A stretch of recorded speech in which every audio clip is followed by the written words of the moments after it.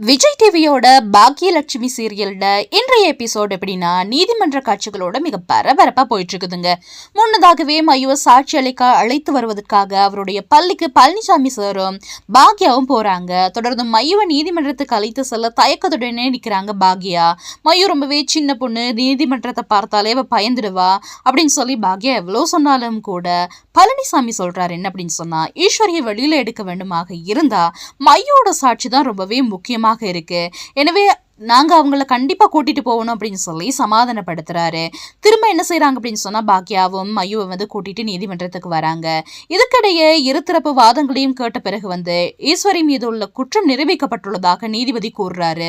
இதை கேட்டதுமே ராமமூர்த்தி ரொம்பவே அதிர்ச்சி அடைகிறாரு. தன்னுடைய மனைவி அப்படி செய்யக்கூடியவங்க இல்ல அப்படின்னு சொல்லி ரொம்பவே இவ்வளவுதான் கதறினாலும் அவங்களை விட்டுடுங்க அப்படின்னு சொல்லி கேட்டாலும் நீதிமன்றத்துல அப்படியெல்லாம் நடந்து கொள்ளக்கூடாது அப்படின்னு சொல்லி ராமமூர்த்தியை நீதிபதி அங்க இருந்து வெளியேறுமாறு உத்தரவையும் பிறப்பிக்கிறாரு.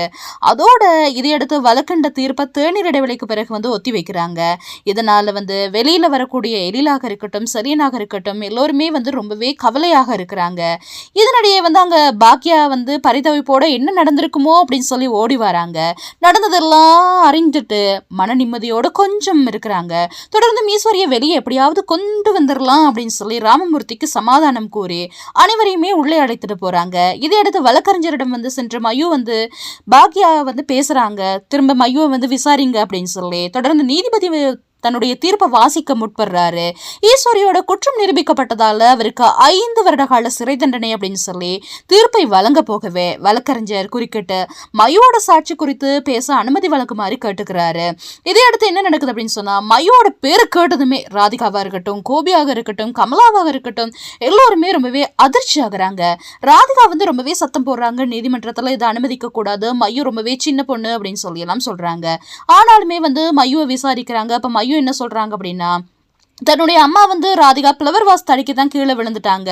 அவரை பிடிக்கத்தான் ஈஸ்வரி பாட்டி போனாங்க. ஆனாலுமே அவங்க மேல குற்றம் சுமத்தப்பட்டுருச்சு, அவங்கெல்லாம் தள்ளி விடல அப்படின்னு சொல்லி சொல்றாங்க.